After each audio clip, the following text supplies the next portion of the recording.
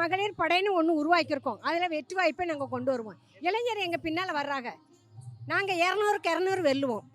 நாங்கள் தான் முதல் இடத்துல இருக்கோம். நாங்கள் தான் வருவோம். அது சும்மா அதெல்லாம் போலி இட்டுக்காத. அதெல்லாம் எல்லாத்தையும் எதிர்த்து வருவோம். நாங்கள் கட்சின்னு இருந்தால் எல்லாருக்கும் எதிரி இருக்க தானே செய்வாங்க. நாங்கள் யாரும் எதிரியாக பார்க்கல. எதிரி இருந்தால் தானே அது என்ன சொல்லுது ஜெயிச்சு வர முடியும் எங்களால்.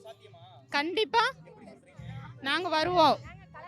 இறங்கிட்டோம், வருவோம். இந்த ஆட்சி ஏன் தொடரணும்னா மகளிருக்காக அவர் நிறைய செஞ்சிருக்காரு. அது எங்களுக்கு ரொம்பவே உதவியா இருக்கு. 1000 ரூபாய் உதவி தொகை கொடுத்திருக்காரு. பசங்களுக்கு காலை உணவு திட்டம் கொடுத்திருக்காரு. எங்களுக்கு ஃப்ரீயா பஸ் கொடுத்திருக்காரு. எங்களுக்கு இன்னும் நிறைய விஷயங்கள் எங்க குடும்பத்துல நாங்க யூஸ் பண்ணலன்னா கூட எங்க குடும்பத்துல யாராவது ஒருத்தருக்கு எல்லாமே கிடைக்குது. இப்ப எங்க வீட்டுல என் மருமகளுக்கு கிடைக்குது, எனக்கு கிடைக்குது, என் சின்ன மருமகளுக்கு கிடைக்குது. மாசம் 1000 ரூபாய். அது மாதிரி இப்ப 5000 ரூபாய் போட்டாரு. பொங்கலுக்கு 3000 ரூபாய் கொடுத்தாரு. இன்னும் அவரு மறுபடியும் அவரு இந்த 26ல மறுபடியும் அவர் முதலமைச்சரா நாங்க ஆக்கணும். அதுதான் எங்களுடைய இது. நாங்கெல்லாம் இருக்கிற வரலாம் என்னைக்குமே திமுக, என்னைக்கு திமுக தான்.